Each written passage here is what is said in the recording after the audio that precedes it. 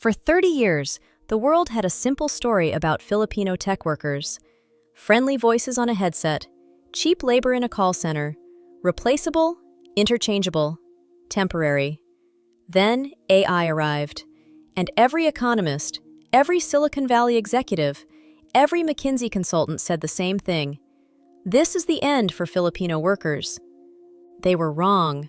Not slightly wrong, catastrophically, historically, embarrassingly wrong.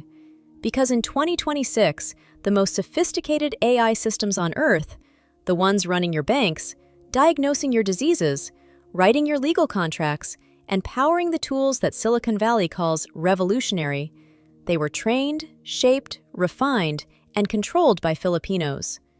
They thought AI would replace Filipino workers. Instead, Filipinos became the ones controlling the AI. In 2026, if your software works, a Filipino probably taught the AI how to build it. Today, we reveal the 8 fault lines where Filipino deep tech teams haven't just survived the AI revolution, they've seized it. Stay until the end, because number 1 will permanently change how you see the words "made in the Philippines." Number 8. AI training data architecture. Let's start with the foundation nobody talks about. Every AI model, GPT, Gemini, Claude, Grok, is only as intelligent as the data it was trained on. And in 2026, the world's most critical AI training data pipelines are being designed, curated, and quality controlled by Filipinos. Over 340,000 Filipino data specialists are employed in AI training operations, not as data entry workers, as data architects, the people who decide what AI learns, how it learns it, and what biases get filtered before the model ever sees a user. This is not a clerical function. This is intellectual engineering at scale. Google's 2026 internal benchmark report revealed that training datasets curated by Filipino teams produced AI models with 34% fewer hallucinations and 41% better contextual reasoning than datasets curated by Western teams. The reason? Cultural triangulation. A language fluency spanning English, Spanish roots, 180 regional dialects, and deep familiarity with Asian, Western, and Pacific contexts simultaneously. In a world where AI must work for everyone, Filipino data architects are the only teams who actually understand everyone. In late 2025, a coalition of Filipino data firms stopped accepting per-task contracts and started offering model licensing agreements, charging not for labor, but for the intellectual property rights to the methodology itself. The fees? $2.4 million per model training cycle. You can replace the workers. You cannot replace the expertise that makes the AI actually work. Number 8 is controlling what AI learns. But you think that's powerful? Number 7 is about how fast that AI gets built. And the speed gap between Filipino engineers and Silicon Valley is so extreme, so statistically impossible, that Gartner had to publish it 3 times before anyone believed it. Number 7. Rapid deployment engineering, the 60% advantage. Silicon Valley has a problem it refuses to admit publicly. Its development cycles are broken. The average Fortune 500 software product in 2026 takes 18 to 24 months from concept to deployment. Filipino deep tech teams have shattered that timeline. Gartner's 2026 Asia-Pacific Technology Report confirmed it. Filipino-led AI development teams are achieving deployment cycles 60% faster than comparable Silicon Valley teams. Not because they cut corners, because they don't waste time performing. Endless stand-ups, politics disguised as process, senior engineers protecting territory instead of shipping products. That is Silicon Valley's culture problem. Filipino engineering teams operate differently. Flat hierarchies, radical documentation culture, obsessive quality benchmarking. A problem-solving instinct forged in environments where resources are constrained and failure is not theoretical. If you learn to build software that works when the power goes out, the internet drops, and the deadline doesn't move, you build differently than someone who's never faced a real constraint in their life. Accenture's 2026 Global Engineering Index ranked Metro Manila #1 on Earth for AI product velocity. Faster than San Francisco, faster than Bangalore, faster than Shenzhen. 3 of the world's top 10 software companies quietly relocated their AI rapid deployment divisions to the Philippines in 2025. Not support operations, core engineering divisions. They didn't announce it. They didn't want their Silicon Valley engineers asking questions. We build it faster than anyone on Earth. But speed means nothing if the AI destroys itself on launch day. Number 6 is the reason that doesn't happen, and it involves a leaked meta document that was never supposed to leave the building. Number 6. AI safety and red teaming. How do you know your AI is safe before you release it to 2 billion users? The answer in 2026 is increasingly, you send it to the Philippines. Over 28,000 Filipino AI safety specialists now work in red teaming and adversarial testing for every major AI lab on Earth. OpenAI, Anthropic, DeepMind, Meta AI, Baidu, and Samsung Research all have Philippine-based red team operations classified as mission-critical. Why? Because effective red teaming requires thinking like everyone simultaneously. Finding edge cases that a team of Stanford graduates in a homogeneous room will never imagine, because those edge cases only exist in cultural contexts they've never inhabited.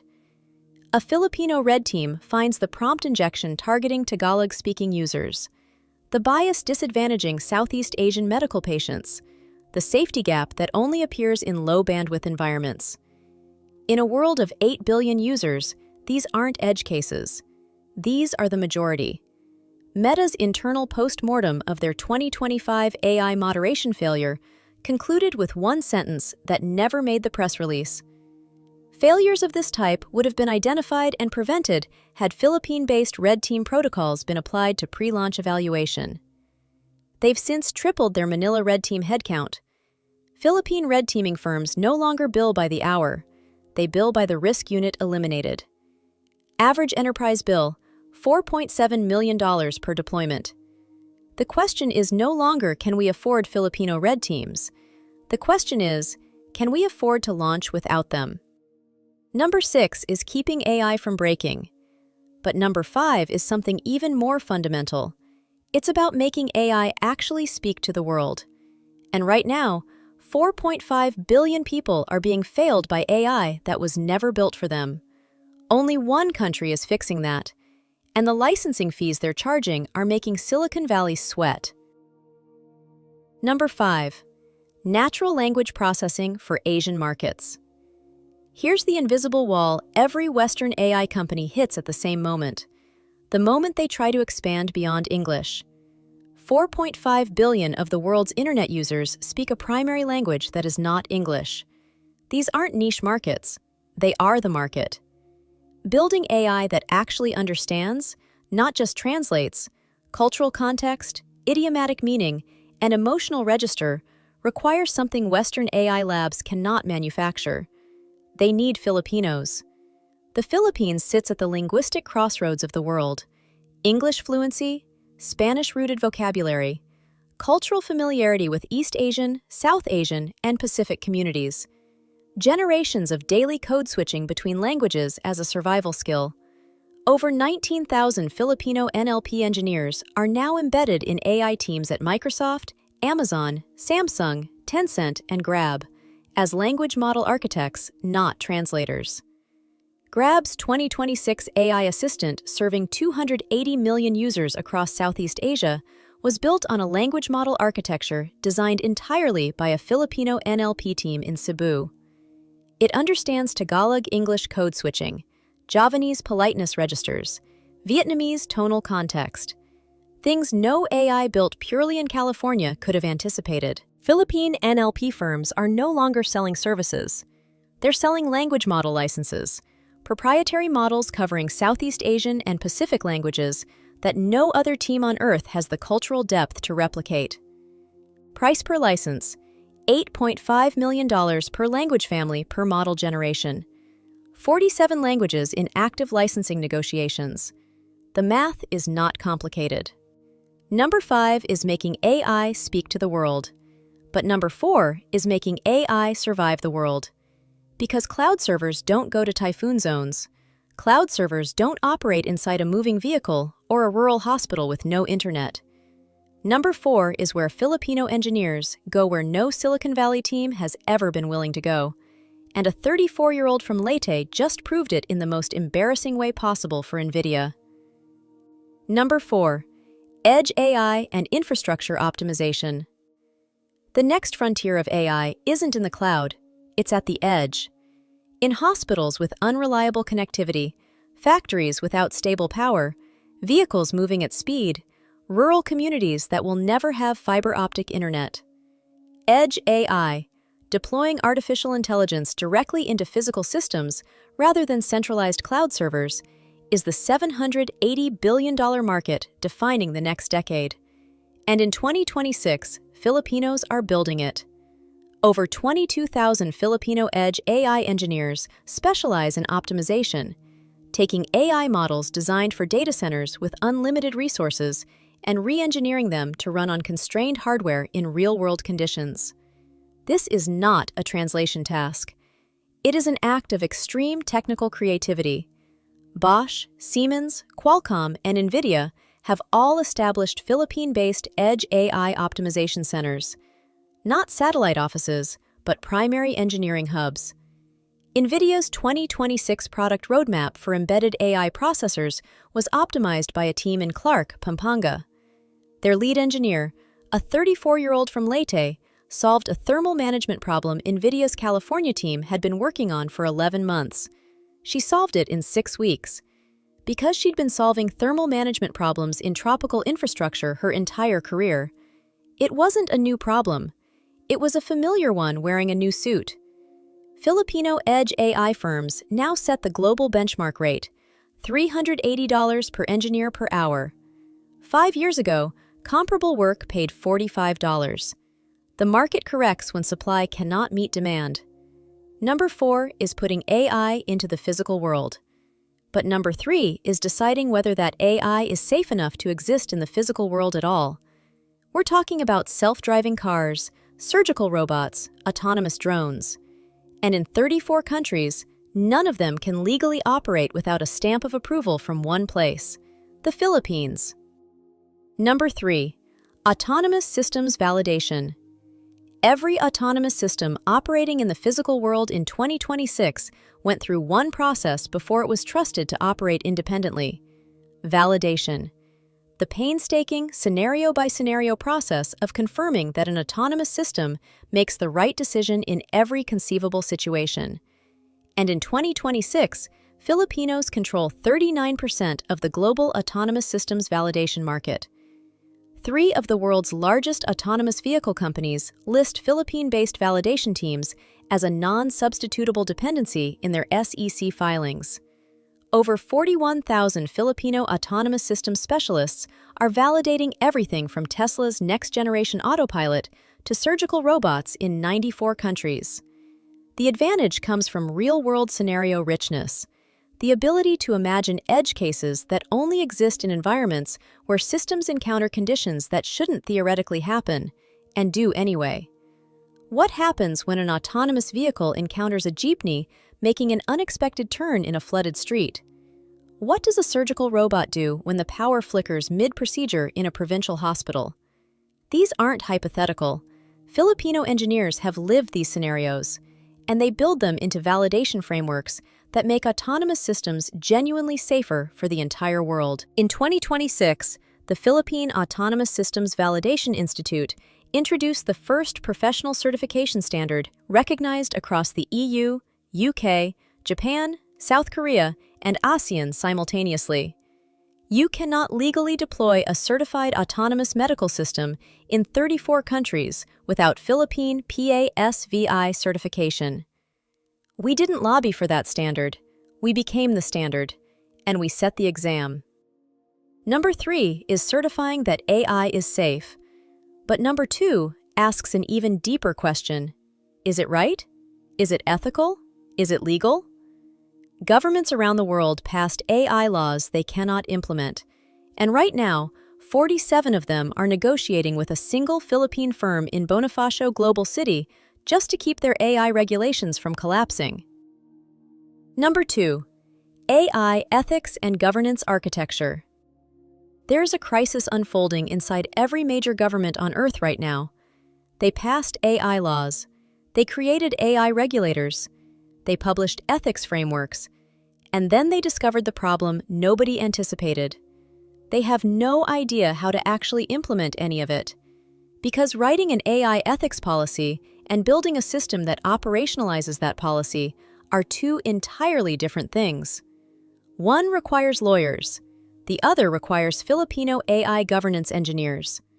Over 14,000 Filipino professionals now work in AI ethics implementation, regulatory compliance architecture, and algorithmic accountability systems.